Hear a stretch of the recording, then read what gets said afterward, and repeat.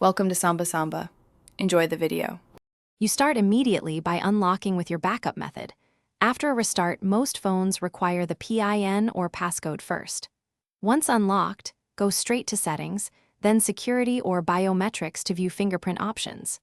Make sure Bluetooth or external keyboards are disconnected, because some devices prefer local input after reboot.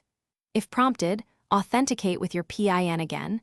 This confirms you're the device owner. From here, you're ready to re-enable fingerprint authentication or re-register fingerprints as the next step.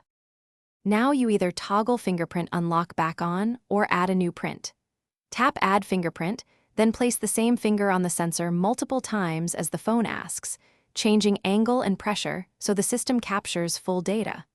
Once the sensor has enough samples, name the fingerprint clearly for future management and turn on options like screen unlock or payments.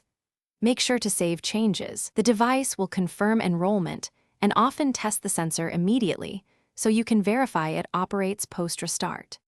Finish by locking the phone and testing the fingerprint unlock flow several times, because consistent success confirms proper enrollment.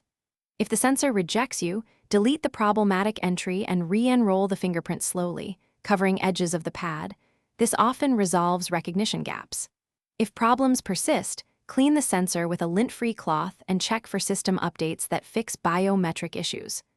One helpful tip: if nothing works, try enrolling a different finger to rule out hardware faults. Thanks for watching. Consider subscribing if we helped you.